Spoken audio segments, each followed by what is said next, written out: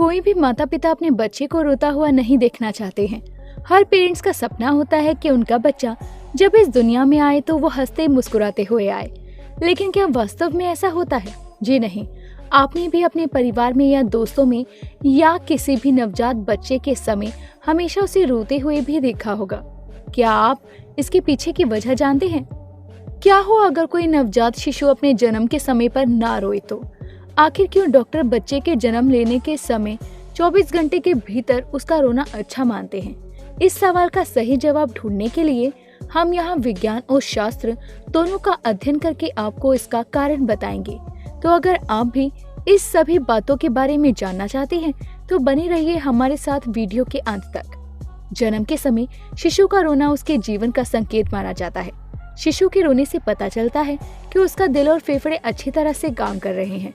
जोर जोर से रोने वाला बच्चा संकेत देता है कि वो बिल्कुल स्वस्थ है। वहीं अगर कोई नवजात बच्चा बहुत ही हल्की आवाज में रोता है तो इस बात की तरफ इशारा होता है कि उसे कुछ स्वास्थ्य संबंधी परेशानियां हो सकती है। तो आइए अब जानते हैं इसकी वैज्ञानिक और शास्त्रीय बातें। मेडिकल साइंस के अनुसार जब बच्चा माँ के पेट में होता है तो वो एक पैकेट में बंद होता है और उस पैकेट के अंदर एक खास तरह का लिक्विड होता है। बच्चे के फेफड़े तो बन जाते हैं लेकिन काम नहीं करते, क्योंकि उस समय बच्चे को जीवित रहने के लिए मुंह या नाक से सांस लेने की कोई जरूरत नहीं होती।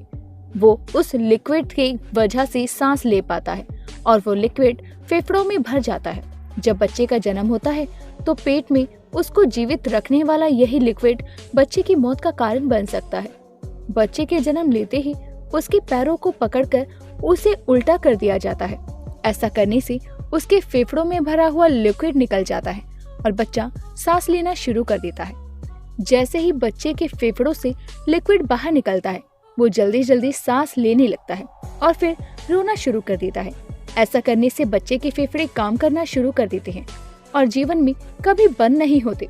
मेडिकल साइंस के अनुसार फेफड़ों को स्टार्ट करने के लिए रोना आवश्यक है। अब भी सवाल वही है कि अगर बच्चे हंसेंगे तब भी फेफड़े सांस लेने का काम शुरू कर सकते हैं। तो अब हमारा सवाल यहाँ ये पैदा होता है कि बच्चा रोता ही क्यों है, हंसता क्यों नहीं? इस सवाल का मेडिकल साइंस के पास कोई भी जवाब नहीं है। अब आइए बात करते हैं शास्त्रों के अनुसार। ये तो बात हुई साइंस के नजरिए से। इसके अलावा नवजात शिशु के पैदा होते ही रोने के पीछे एक पौराणिक कथा भी बताई जाती है। विष्णु पुराण में इस प्रश्न का जवाब उल्लेखनीय तौर पर सिद्ध मिलता है। ब्रह्मा जी ने इंसान को बिल्कुल अपने जैसा ही बनाया, इसीलिए ही इंसान को ब्रह्मा जी का अंश कहा जाता है। जब ब्रह्मा जी ने पहला इंसान बनाया था और अपनी गोद में लेकर आत्मा का स्थानांतरण किया तो वो आंखें खोलने पर लगातार एक ही सवाल करने लगा, मैं कहाँ हूँ, मैं कहाँ हूँ, मैं कहाँ हूँ। आत्मा अपने लोक में थी और अचानक उस आत्मा को एक जीवित शरीर दे दिया गया और उसकी जगह में परिवर्तन आ गया। ये प्रक्रिया आत्मा से संबंधित है, इसीलिए इसको बंद नहीं किया जा सकता था। ब्रह्मा जी ने सोचा कि जन्म के समय यह उच्चारण सही नहीं है, इसीलिए ब्रह्मा जी ने बच्चे के स्वरों को नियंत्रित कर दिया। आप कभी ध्यान से सुनेंगे तो नवजात बच्चा जब पहली बार रोता है तो आपको बिल्कुल ऐसा ही सुनाई देगा जैसा विष्णु पुराण में उल्लेख किया गया है कि मैं कहाँ हूँ, मैं कहाँ हूँ, मैं कहाँ हूँ। तो दोस्तों, आज की इस वीडियो में बस इतना ही।